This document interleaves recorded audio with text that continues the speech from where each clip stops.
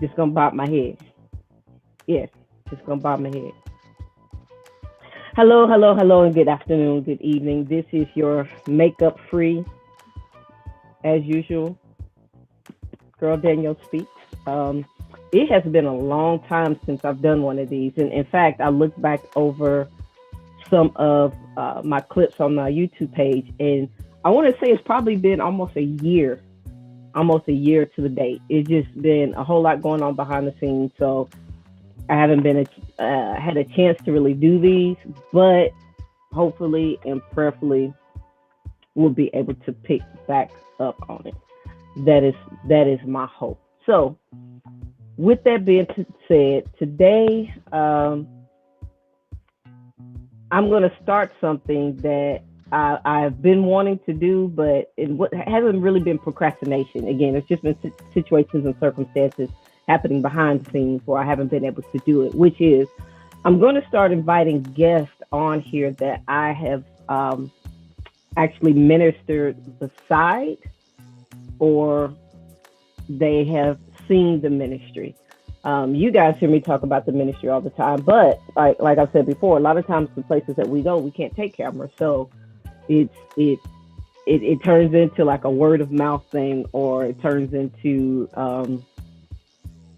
yeah, we're not really sure what that chick Danielle's doing. So I wanted to invite some people on here today who we have shared the same platform, just to kind of get some of their testimonies of some things that have happened behind the scenes, and just yeah, all that good stuff. So with that being said, I want to welcome a good friend of mine, Pastor David, out of Tampa, Florida, which I miss that Florida weather. How you doing today, Brother David? I am fantastic, and you said it's been about a year since you've done one of these broadcasts, and so let me just say that I'm pleased, and I consider it an honor to be here today to talk to you. I have stalked you on social media since we last met, listening to your music, and it's good to finally get back face to face with you. I've enjoyed listening to your work and your ministry, and you and your ministry remain in our prayers constantly. But it's good to see you again. It really is good. Thank you for It's good inviting to me. see you. It's been a real long time, a very long time. It's been too long, to be honest. Absolutely, Um, absolutely. I know you and I, like, it was pre-COVID before our last correspondence, and a lot just had to do with me traveling, you and your wife traveling. Like, it's all part of ministry. It is Yeah, what it is. Like, yeah, that's what happened. So yeah. tell people a little bit about yourself and what you do. Oh wow, how much time do we have? I I am a Go for it. well, thanks. I've kind of learned to introduce myself as a grateful follower of Jesus in recovery from alcohol and drugs and tobacco and anger and depression and anxiety. Hmm. You know what I'm saying? Worked the corporate world for several years in sales, but had a heart for ministry, especially with young people. From a very young age, I knew that that's where God wanted me to be, was working with teens, with young adults. I just didn't know how to do that. I didn't have the guidance to do that. So working in the corporate world, finally when I moved down here to Southwest Florida, and my wife and I have a home in Cape Coral, Florida, right on the Gulf of Mexico, about 2 hours south of Tampa. I had the opportunity to volunteer as a ministry leader with an organization called Steadfast Mentoring, or Steadfast Ministries, out of Tampa, Hmm. where you were well known, Miss Danielle. They love you up in Tampa.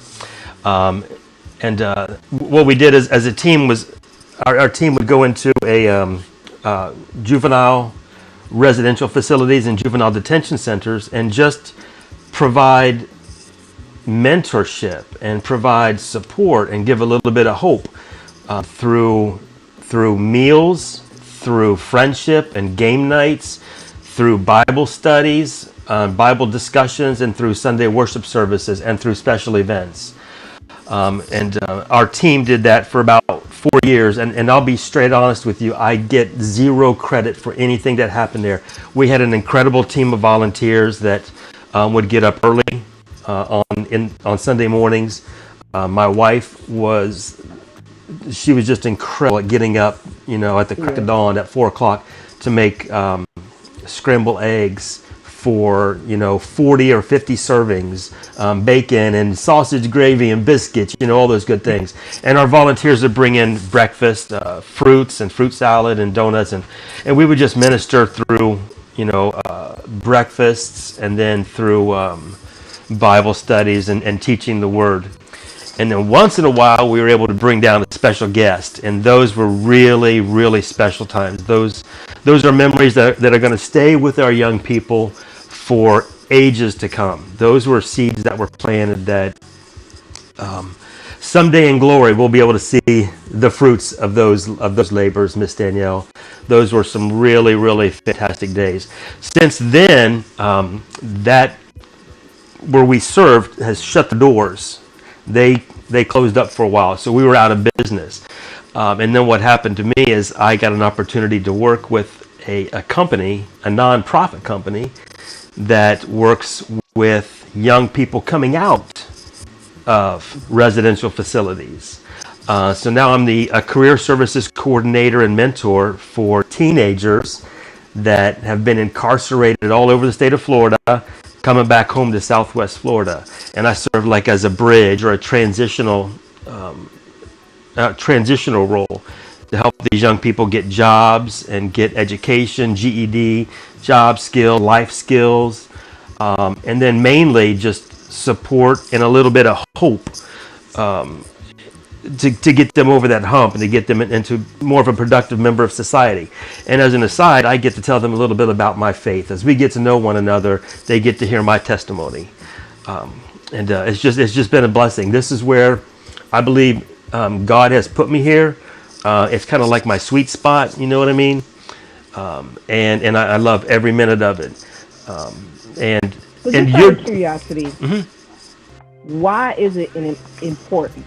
Why do you feel that it's important for these kids who are aging out of these facilities to have that transition? Because, just when you're having these casual conversations with people, the mindset is, are they repeat offenders? Are they, even if they're not, if they were locked up, then, you pretty much just kind of forget about them, just let them work themselves out, because there's not really, why pour money into them when there's other kids and there's other youth that you can be spending time with? So why is it even important that with these kids who are coming out of these facilities to even have that bridge? That's a really good question. And I think if I was simply looking for the results that are visible to me, it'd be very tempting to overlook. But we're told to go to the least, the last, and the lost. And some of these kids, they've not heard any kind of good news that offers them hope that they can really grasp onto. So many times I hear, well, my dad lives this lifestyle, my dad's in jail, my uncle's in jail, my bigger brother's in jail, I guess this is where I'm supposed to be. And what we try to show is that that's not necessarily the case. You can change your family history. It might take a little bit of work, but you can do it. One of the kids I talked to yesterday, and this is kind of in the same vein, is he wants to see something other than Fort Myers, Florida. And we got to talking about places I'd visited, and he just sat there with his eyes wide open, like, "What? You've been to Michigan? You've been to California? You've been to Costa Rica? Oh my gosh, what's this like? Like, this is a big world." When you realize that there's something outside of your little world, that sparks a dream, or it might feed a dream that there's other things out there. So when you see beyond your circumstances, and maybe your circumstance and society defines that person as a juvenile offender, a juvenile delinquent, whatever that is. If you can see beyond that a little bit, then he has the opportunity, or she has the opportunity, to change her trajectory and to change her history. So that's what I want to do, is just plant a little seed, get them to look beyond their current situation and to imagine, to give a little bit of hope And if that looks like a pair of boots for a kid that has no boots to go to work in, whatever that little bit of hope looks like, that's what we're willing to do. Um, Back up just for a minute. You said that the facility that you were at shut down. Is there any Hmm. particular reason that it shut? That it closed its doors that Oh, you know of? that's a really good question. I know that this particular facility had some issues with safety and security with a couple of escape attempts. And I don't know if it was funding or the folks that ran the facility lost their contract. I tend to believe that's what happened. Those facilities are run by private companies, and they're contracted with the state of Florida. So I think that particular company lost the contract. The physical building shut their doors and had to then farm out their residents to other facilities. Now, I did hear recently the facility reopened as a girls' facility. Interesting. Steadfast Mentoring and Steadfast Ministries in Tampa, they kind of backed off of serving the boys' facilities and really just got hyper focused on serving girls' facilities.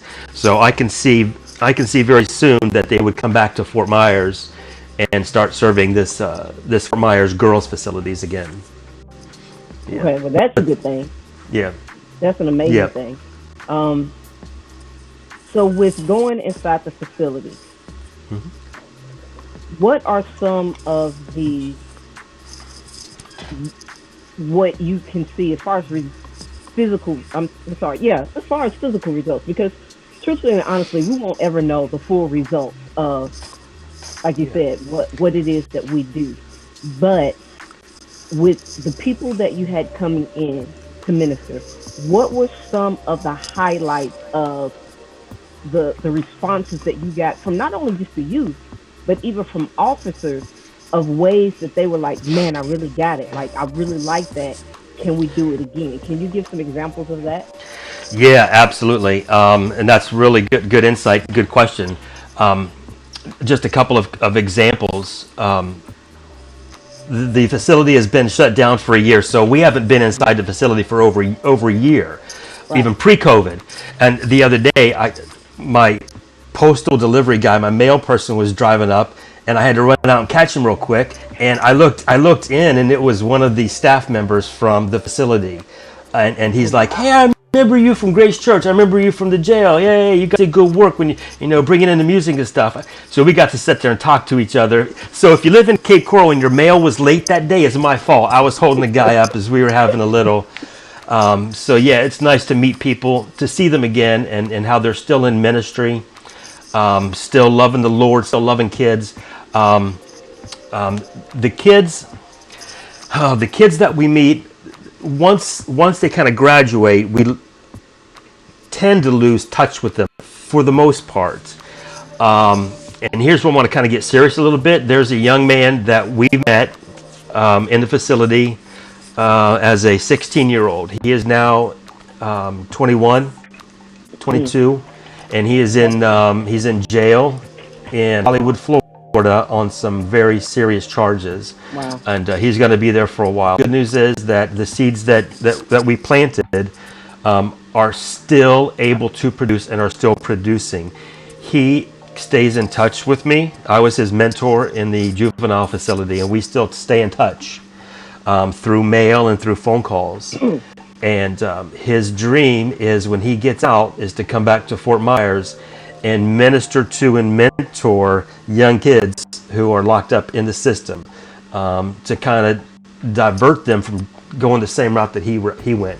He's actually writing letters for me for kids that are in lockup, maybe who didn't get Wow. an email. He knew what it was like to be in a youth facility and not get any mail from family and friends. So he's writing letters for me that we can send out anonymously to kids that are in lockup that don't get mail. Supportive, just giving hope. So that's one example of, while the end result so far wasn't what I would have wanted for him, he may be in a place right now where the Lord can use him, because he's Right. ministering to other people right where he is. And then when he gets out, he's going to have one heck of a testimony. My wife and I say, you can't have a testimony until you have a test. Otherwise, is just a moany. Nobody wants to hear your moany. You know what I mean? So, so a couple really good things coming out of it. And then the team that we put together to go into the facility. I stay in touch with a lot of those folks, and they have nothing but good memories of what happened. The leaders up in Tampa, are friends forever. And then Give some meeting. examples of some of those memories. Oh, I can remember. I can remember going to the detention center with you, and you're just through dance and how you touched a young man emotionally and spiritually just through your rhythm and the words and the music and the dance, where he got to express himself for a little while. Maybe he doesn't get to do that all the time, but because you were there, he felt a little free to do that. I also think of in the detention center, I think it might have been our friend Elliot Knowledge, Yes. who was talking to some of the kids, and he said, this isn't your first time in here. Why do you keep coming back here? Do you like it here? And one little girl, this Danielle, this broke me. This one little girl in the back row raised her hand and said, I keep coming back because I feel safe here. I'm like, dang, that broke me. So things like that really just keep reinforcing that there are kids hurting. Yes. And we are in a position to alleviate that spiritual pain or that emotional pain for a little bit, to give them a little bit of hope and something to reach for. As far as memories of the academy, I can remember, and this is not my story to tell, but I think he would let me tell it. One of our volunteer mentors came in, and he started mentoring one of the youth one-on-one. They got really close. And he finally asked the kid, what'd you do? Why are you in here? The kid said, well, I got caught in North Fort Myers breaking into people's cars at night. And this mentor goes, well, what part of North Fort Myers? The kid gave him the street. The mentor said, wait a minute, I live on that street. I had my car broken into. I know you. You're the kid that broke into my car. Wow. And the kid said, yeah, that was me. So without their knowing, they were brought together and they reconciled. The kid apologized for what he did. The mentor got to say, look, you are forgiven. You're forgiven. And now the Lord brought us together in this weird, unconventional way so that we could minister to one another. I have grocery bags filled still to this day with prayer requests that these young people would write out, saying, can you pray for me? Pray that I don't turn out like my dad. Pray for my mom who has cancer. Pray that I don't die while I'm still in jail. Just bags of prayer requests. We got to connect with a retirement village, a retirement home, a long-term care facility. And these kids really didn't have an understanding of what that was until I said, well, it's a place where people live. They can't really leave that place, so they have to go to bed when it's bedtime. They have to eat whatever the facility cooks for them. And he goes, oh, you mean like here? And I'm like, yeah, just like you guys there. They don't get many visitors. So they started out a pen pal where the kids from the facility would write cards and letters to the folks in the long-term care facility. Oh, and then the sweet. folks from the long-term care facility would respond with letters and greeting cards. And it was just a really neat, organic relationship that developed out of it. Nothing I could have ever imagined or planned.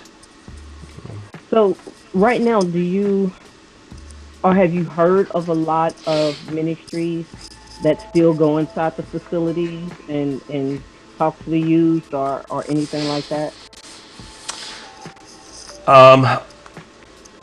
Unfortunately, I have not. In fact, at Grace Church in Fort Myers, we had one of our pastors had started a recovery program for adults in the Lee County Jail, and that, because of the coronavirus and the COVID lockdowns, that was put on hold. I think a lot of the ministries attempted to do a virtual kind of ministry, and I don't think that I'm not sure how successful that was. But at this point, since the COVID lockdown, now that the restrictions are easing up a little bit here in Florida, that may change. But I think, and from what I've heard from the youth that I meet who were locked up during the COVID lockdowns, I don't think they were getting much of anything. Visitations stopped, so a lot of the kids didn't have the face-to-face connections, even with family. Yeah. I think they might be able to see one family member, maybe an attorney. And they were pretty much locked down, if not locked down in the day room. A lot of times they were just locked down in their rooms. Yeah. So it was almost like solitary, or being, on lockdown for weeks or months at a time. So Yeah. so I Yeah. and what I'm praying is now, especially here in Florida, that the lockdowns are loosening up a little bit, that ministries inside the facilities can start again. I hope so. And I asked that question because um, not too well, it has been over a year. I spoke to a chaplain at a prison that I used to take a group into, and we would minister. And because of restrictions, they shut a lot of the ministries from coming in. Like you just said, they just are not letting anyone in. But interestingly enough, what the chaplain told me is that because of that, um, riots went up, acts of violence went up. He said that you could feel a shifting on the campus because there really wasn't. Now, don't get me wrong, it's not like they don't have chapel, but there's Yeah. just something different when you bring something different that ministers to everyone versus, it's more of a universal thing when you're locked up because, the same pastor that preaches to the um, Catholics is the same one for the Jews. It's the same one for the Christian. Like there's no separation of anything. So if everybody come together and what you get is what you get, and you know, not everything is for everyone. People Yeah. learn different ways. But what I thought was really interesting is how he was like, there is a shift in just the rates of things that are going up when there's no access to that. And I wanted to pinpoint that because I don't think that people realize what it is that a lot of us do. I think there's just this assumption that, oh, we're just going to sign up and we're just going to go in and we're going to do Bible study, and they're just going to hear it and we're just going to leave and we're going to sign these cards and say people gave their life to Christ, and you know Yeah. that's it, and we'll take up a collection.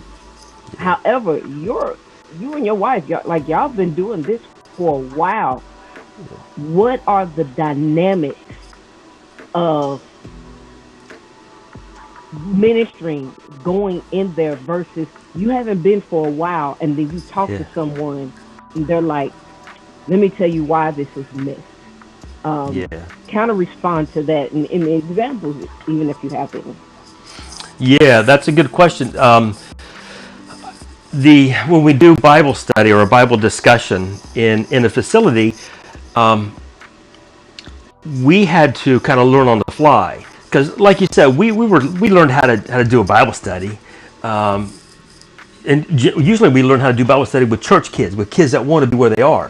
When you're dealing with a population that don't really want to be where they are, then it presents a Different whole story. different story. Yes. But we learned through trial and error that when the youth have a buy-in, when it becomes their Bible discussion, when it's not a Bible study where the leaders are teaching them something, when it becomes a Bible discussion where we all contribute, there's more of a buy-in. Yeah. When we get to let them pick the topics, we come up with like a list of a dozen different topics that we could talk about over the next several weeks. And when they were able to pick out their top 5 issues, like loneliness, maybe drugs and alcohol, maybe relationships and sexuality, when we get to let them pick out the topics, then we can mold and develop our Bible discussion around what is interesting to them. And then suddenly we're talking about things that they wanted to talk about. So when we go to invite them to a Bible discussion, it's not come listen to what I have to say to you. It's going to be come and Yeah. listen to me answer some of your questions. And we're going to help one another. That's another thing, is a lot of the youth would help one another. It wasn't the leaders Yeah. giving the answers. It became a I call it a dignified interdependence. It wasn't me giving them something; it was us giving each other something. You know what I'm saying? Yeah. Yeah. So they began to help one another out. And what I remember is a lot of the kids would choose or reselect a roommate based on who they could help, who they thought needed a little bit of a bump. Wow. And then they would ask to be that person's roommate and support that person. So that was really one of the nice things that came out of the Bible discussions, actually bringing in a team that the youth could relate to, where it wasn't just and I hate to use it wasn't a generic chaplain who would come in and do his thing. Right. A one size fits all. We could make it as personal as we wanted to. And then anytime we could bring in somebody who's walked in their shoes, who's had some experience in the justice system, and who's turned his or her life around afterwards and can give a testimony, then that grabs their attention and can open up their minds to new possibilities. And I think with the lockdowns, with the COVID lockdowns, I think that was missed. We know that depression and anxiety and anger has been on the rise. Yes. During the COVID lockdowns, and I know there are some studies that don't want to make the connection, but I don't see how you can't make that connection. When you lose human contact, life is a team sport, right? And when you lose touch with your team, Yeah. things happen. Suicide ideation and suicide attempts and suicide completion have been on the rise since the lockdowns. So our hope is that we can get back in and start lifting somebody's spirits up. One thing that kind of saddens me is it took a long time for us as a church to move to action. I don't think any of us expected the lockdowns, the isolation to last so long. So I think in our minds we're thinking, okay, we'll push pause for a couple of weeks because this is going to blow over in a couple of weeks. Mm-hmm. And then weeks turns into months, turns into now a year and a half. From 15 days to slow the spread is now turned into a year and a half. So all I would ask from anybody is to remember that there are folks, we're supposed to go to the prisons. We're supposed to go to the least, the last, and the lost. That's what we're commanded to do. So if you can't go, then we ask that you just continue to pray, because my wife and I have seen over and over again that prayers are effective. Prayers are effective. Too many times we hear in the news, we don't need your thoughts and prayers anymore. We need action. Well, I'm here to tell you, if you can't act, I need your thoughts and your prayers. Your prayers are very effective. Amen. Amen. So, how easy from ground level? How easy is it to get into the facilities to minister? And I ask this because a lot of people ask me and they just think, hey, I'm just going to call and we're just going to go in and we're going to do our thing. How is it, or is it not, or the process? Like, what is it easy just to sign up and just to go in if you don't know anybody? I'm talking about you don't know anybody, there's no connection. How easy is it to just get into the facility? Wow, great question. And I think because it may not be as easy as we'd like it is a deterrent for a lot of volunteers to do this kind of work. Let's see. There are restrictions, of course, because it's a government facility, a government-run facility. There's a lot of bureaucracy to go through, a lot of paperwork. But if somebody wanted to start a Bible study at their local detention center or residential facility, I know of a pastor in Tampa who the way she started it was going with the Bible and knocking on their door and saying, my name is Pastor Cindy, I want to do Bible study. And she was told no, probably more times than I'd want to know, but she's persistent. Yeah. And finally they said, this is how you do it. So if there's a chaplain, talk to the chaplain, find out who the chaplain is. There are also plenty of organizations that are doing this regularly, that if you can connect with one of them or get guidance from one of them, Steadfast Mentoring up in Tampa is a perfect example. Straight Ahead Ministries up in Massachusetts, they are an incredible organization that helps start juvenile detention center Bible studies. In fact, they have a book published called A Way In, and it's a step-by-step guide on how to Wow. get into a juvenile facility to start a Bible study. So Straight Ahead Ministries is a great resource. Steadfast Mentoring in Tampa is another great resource. But if you're involved in a church and you want to start or want to get in, I'd say go to your pastor, go to your outreach ministry, go to your recovery ministry, bring it up, and give you, I'm sure they'll give you the support that you need. The thing is to try. If you don't try, you're guaranteed it's not going to work. But go knock on the doors. And yeah, there's paperwork you got to go through. It took, I think when we started to go through the background check to make sure that we could pass the background screening, it took probably 6 to 8 weeks. Once we said, yes, I want to volunteer, maybe 6 or 8 weeks before we were eligible to go in for the first time. So you need to be dedicated to it. You got to really want to do it. There are ways that you can go in as a guest. And we've been able to bring in guest speakers without going through that 2-month process, on a one-time waiver, as long as they're with a group that's permitted to go in, and you can sign a waiver. I'd say it's easy to do. You just got to be persistent. You got to really want it and go do it and try. If you try, you might succeed. If you don't try, you ain't going to do it. And get help. I'm available. If you want some help, I'd be available. I'm sure that Danielle, you probably know others that would also offer that same assistance. But I'd say, contact Steadfast, contact Straight Ahead Ministry. Pastor, I wish I did, because I have been searching since I've relocated, and there is no end. The constant reply is, no, we're not letting anybody come in. Okay. Right now, so nobody's doing it. So I wish I did, because I've been trying for a while. Okay. But to come back to something you said earlier, as far as going to your church and getting the proper support that you need to do this, what does that support look like? Because it's not just as far as like going to your leaders and saying this is something what we're gonna do. There's a lot that's involved in the support to go in to do this kind of stuff. So describe that bubble for me. What does the support look like on all levels? Oh wow!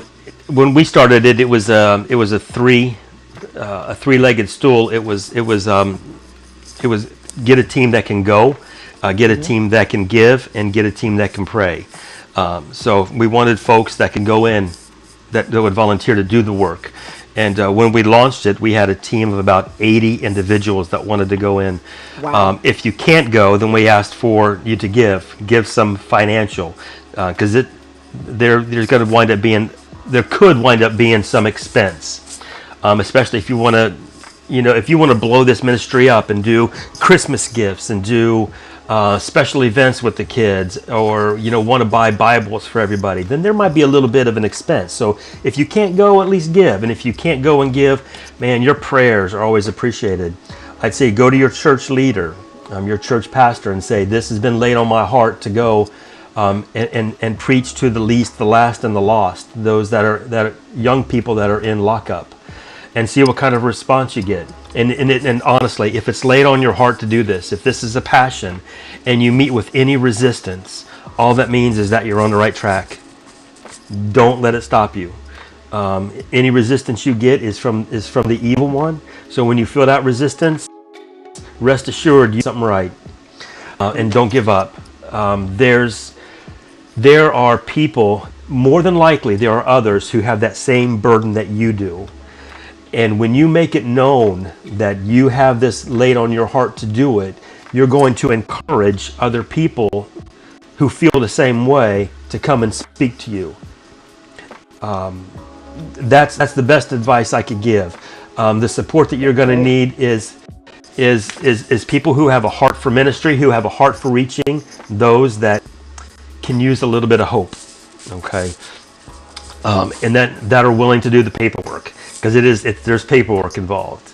And then talk about it, like you're doing now. Talk with people that have done it, and man, successes that we have, and success is defined in so many ways, but what we did is nothing but a miracle and a success.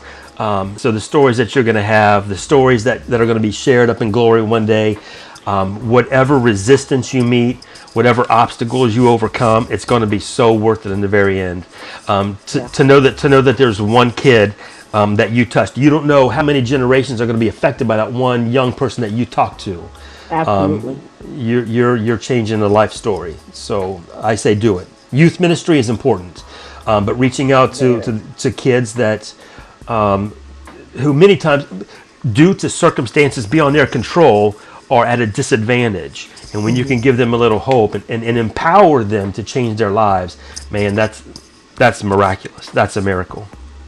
Yeah, absolutely. And I wanted to bring up that support for a specific reason, because not a lot of people understand that there is a cost behind this on all levels when you're going into the facilities. Yeah. And I know even times that I went in with you guys, like we were trying to give out Bibles. Well, I don't know if anybody's looked at the price of Bibles, but Bibles cost. Yeah. Yeah. So when you have, these different individuals that are trying to sustain their own household, but then they're wanting to give, that cost can accumulate. You want to give them tracts, and you want to give them just different things that they can have to keep their mind focused. I remember one facility we went into, and we asked one of the officers, what is it that the kids need? And they were like, they need books. And they showed me their shelf, and their shelf had like just a few things because it's donated. And so the shelf didn't have a lot on there. And it's like, okay, it doesn't appear out of thin air. Like it has to come from somewhere. So support really is a big thing.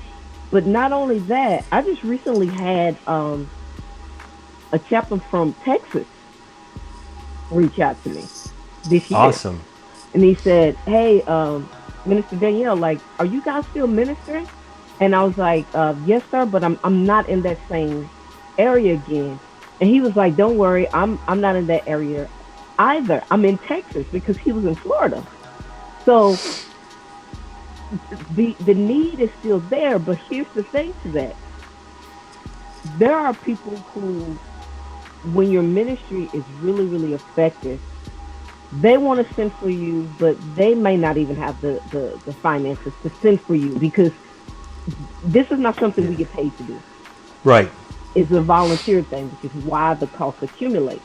Well, if you have certain ministers that are willing to travel, they're going to need the support to get there in order to do what it is that God has called them to do. And when you get those kind of phone calls where it's like, hey, we want you to come here, well, and I hate to tell people, man, I would love to come, but like, and I do all these fundraisers, but again, a lot of people don't understand, Pastor, what it takes to put this together. And let me tell people something real quick. You have to be responsible when you volunteer. This is not something that you can just haphazardly sign up for, and then the day of, you wake up and you're like, I'm tired. I'm just not going to show up. Yeah.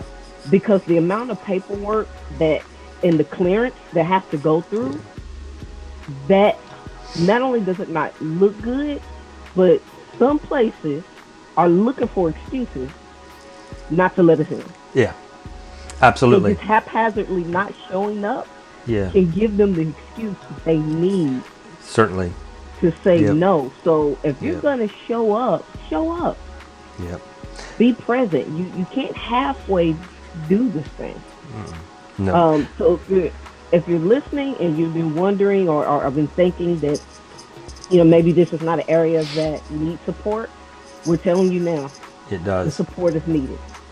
Prayers, show up, or giving, the Yeah. support is needed.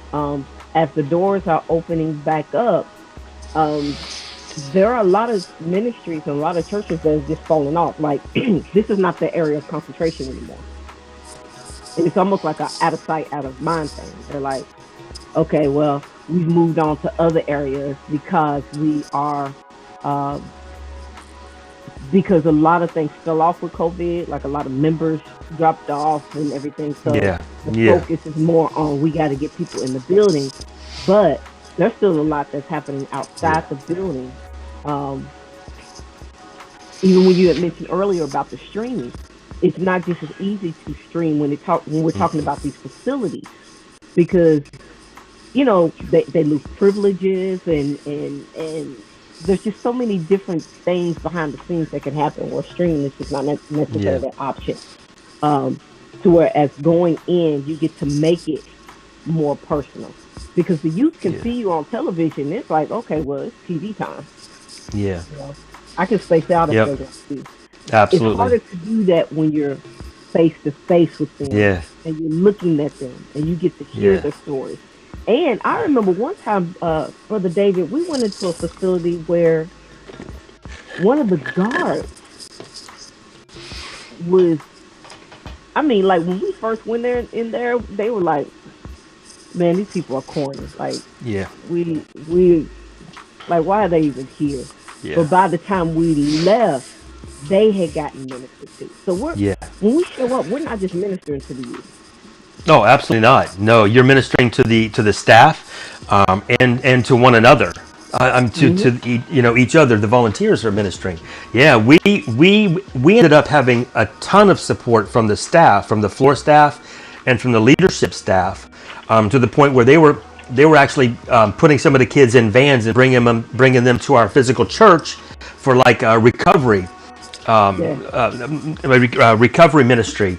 And one of the little guards, she would just break down in tears and praise when she was in our church. It was just, and she was taking that attitude back with her into the facility. So she wasn't living church at the church pew. She was taking church back with her so that when our team was not there, she was.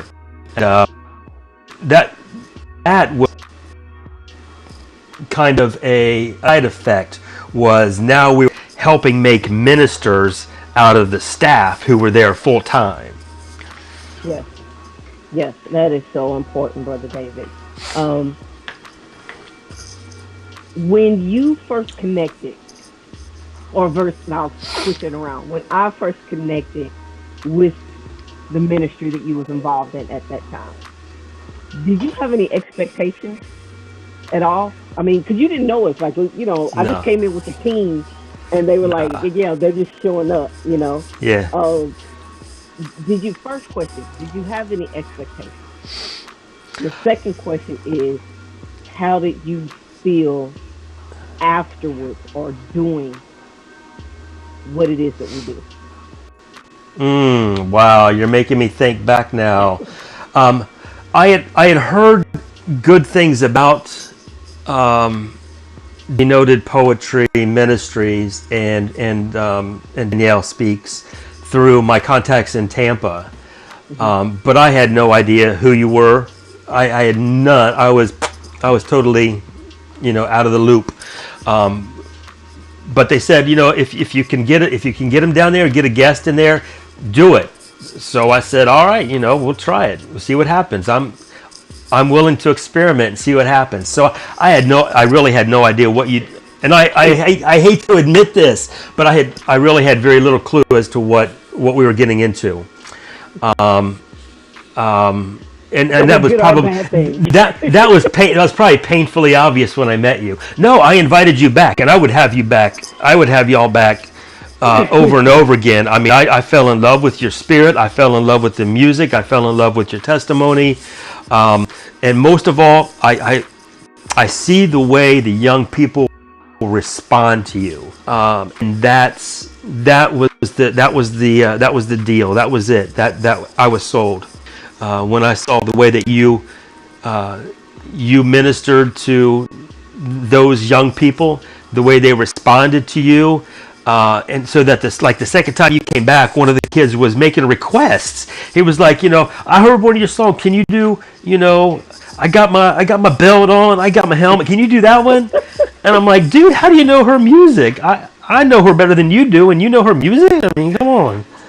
But so yeah, the way Praise God. that right, the way that you ministered to him was just, I was so impressed. I was so moved, and I'm glad that we were able to make that connection through our mutual friends in Tampa.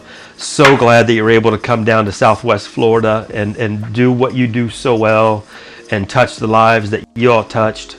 I'm so glad we've been able to stay in touch, even if it's been virtually, from hundreds of miles away. But now I know what you do. Like I told you the other day, I had you streaming on my car stereo as I'm driving into the office. I'm listening to the Jump Off compilation and you said something about, and now I'm getting kind of personal. Now we're just gonna flow a little bit. But you told me that was at kind of a difficult time when you did that album, that it kind of sounded raw and maybe it needs to be remixed. Oh, definitely. I'm telling you, there's just something about some of those songs though that maybe that rawness just adds something to it, and it just connects with the listener in a really very real and raw and emotional way. And I have some of that on loop on my cell phone and stream it when I'm driving. So Wow. Yeah, I will admit, like, some of my favorite songs are on that particular CD, and I think it is because of everything that was happening behind the scenes at that time. That was just raw emotion yeah, on every track of that particular CD. yeah, So I asked about us meeting because, when I talk about ministry, one of the biggest hurdles is for what we do, there are no cameras. Like, right. so when you say that you hadn't heard of me, I was, not offended in any way, shape, or form because, and Brother David will be right back. Because when you do what we do, not only is it I'm not even going to say that it's a thankless job, because it's it's not that it is a thankless job at all. It's just that we do stuff behind the scenes so much that when Brother David said he didn't know who I was, and that is the reason being, is that we can't show what it is that we do. We're very much active. All of us, we're very much active, and we're doing a lot of stuff, but we can't just, I know we have all these social media platforms and everybody's Instagramming and they're tweeting and TikToking, and we can't TikTok inside what we do. So the only way that people know about what we do is word of mouth, and that's just it. Now, I've been very blessed to connect with a lot of people that I've connected with, Brother David being one of them, and I pray that the Lord continues for us to continue to connect. My prayer is that I'll be able to. Florida's not too far from me, so it's not like I can't just drive back. So my prayer is that as they are opening up facilities, maybe even if it's one weekend a month or one weekend every other month, to be able to come in, do something for that weekend, and just come back. I'm beginning to realize more of how much more traveling that I will be doing because of that. Like, it's grown so much within the past few years, even since I met you guys. But with that, again, it does come with support, right? We need your support to keep doing what it is that we're doing. Brother David, something happened to your mic. Yes, something happened to your mic. But it's just very important We we were having, you guys, you didn't see it, but we were having mic issues earlier. So while he's doing that, I just want to speak to the person who maybe you don't know about. You've been trying to get into youth detention ministries, and I encourage you to do that. You've been trying to get into prison ministries. I encourage that. Tell you what, I'm gonna keep Brother David on, and we're gonna pray that his mic comes back, which it has. Yes. So I'm going to encourage you guys, if you're looking to connect, he's giving you some resources to connect with. If you would like, and I'm going to have him to get some his information. If you would like to, if you're in the Florida area, or if you would like for his team to come in, I'm going to have him to give his contact information and how they can reach you, Brother David, and how they can get involved. So if you don't mind, just give them some information on how they can connect with you right now. Yeah, the easiest way is just by phone. You can reach out and get my phone number. I'll leave my phone number with Miss Danielle, and you can call. In fact, I'll tell you what. I'll give you my phone number right now. It's area code 239-699-0426. 239-699-0426. If the Lord has put it on your heart to get involved in the ministry and you want a place to start, give me a call. I will help you out definitely, and I'll put you in touch with people. Try to help you get in touch with people in your area to start either a prison ministry or a juvenile detention center ministry. If you feel that need and there's a need in your area, we'll definitely support you and help get that done. Absolutely. And then I've got my Facebook page, of course.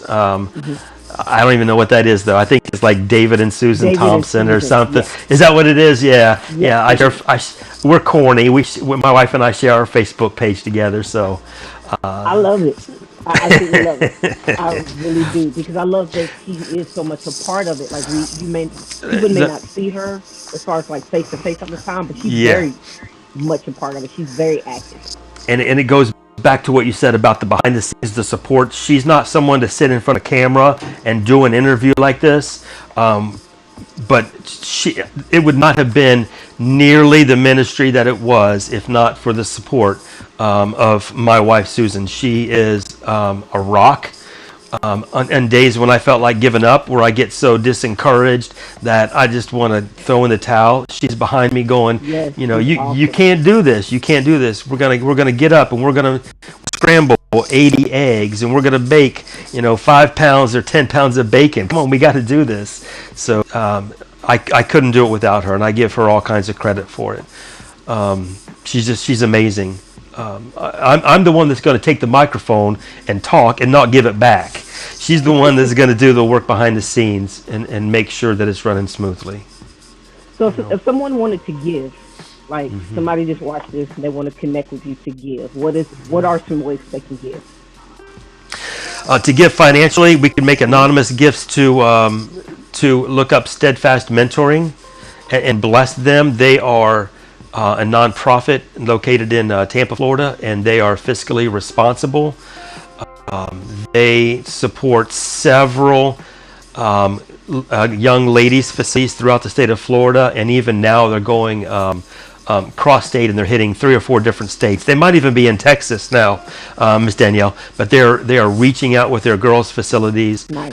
They do work not only with young people who are incarcerated, but young people that have experienced a loss of a significant person in their life. So people that are going through the trauma of a death of a significant person, they do a great work in supporting and helping those young people out as well. It could be a young person whose father passed away or whose older brother passed away, especially through suicide completion. And they just do an amazing ministry that way too. So Steadfast Mentoring or Steadfast Ministries is a great way to go. I would also encourage you to visit the website Straight Ahead Ministries. Straight Ahead Ministries, I believe it's .org. Find out what they're doing across the country. They have plenty of resources. They have the book that you can buy called A Way In to show you step by step how to get into a juvenile facility. They have a book called A Way Out that can be given to the young people Love to it. read how they can get out of a facility and make something good out of their lives. They have a book written by young incarcerated kids called Letters to Sam, SAM, Letters to Sam, and it's a book written by incarcerated teens. And then they have resources for Bible discussion groups. So if you wanted to start your own from the ground up, prison ministry or Bible discussion group in a juvenile detention center, these resources will give you much of what you need to do it. And then if you wanted to get involved, then you would go through if you wanted to do it on a regular basis, then you'd have to go through the background checks Yeah. to make sure that you're not, a child abuser or something. They don't want to bring child abusers into the facilities. Right. But I would say start by doing a little bit of legwork, a little bit of research, find out about straight A's, get the books, and rock it out. Just follow your heart, man. Follow that calling that the Lord has put in your heart. Amen. Amen. Brother David, thank you for coming on. I want you to hold on for a second. Don't go anywhere, but thank you for hanging out with me today. You're not going to continue to chop it up, so don't go anywhere. All right, just hold No, on right there Danielle, where you are. it's Don't click off. it's always a pleasure to talk to you. I'm so glad to see you face to face. It really is. It's beautiful to see you. Thank you for the invite. Thank you. So don't go anywhere. Just hold still. I want to thank everybody for just joining in, or for anyone who's going to come back later and watch this. You heard from Pastor David and his ministries. Like, for those of you who are evangelists, you're creative, you're out here doing this. We still need you. There's still so much that's left to be done. If you would like to connect with me or send for me, you can send out. You can fill out the booking information on my website, daniellespeaks.com. My parents are special, so my name is spelled with a Y. This is daniellespeaks.com. You can also email me at daniellespeaks@gmail.com and just send me the information. I'm gonna follow after Brother David. I'll even put the number out there. 415-662-1762. I think that's right. 415-662-3762. Give me a call, leave a message. Myself or one of my members will give you a call back. I do travel a lot, but all that goes back into what Brother David was talking about is support. So if you would like to support, there are ways that you can support. I have all that information on my website, daniellespeaks.com. Ways that you can sew in so that I can travel and continue to do what it is that God has called me to do. So thank you for joining. Thank you for coming back later and looking at this. If you have any questions, you can send those emails, and I just praise God just for you all. So just be encouraged and just keep going and know that God loves you, and I hope He continues to bless and enrich your life. Amen.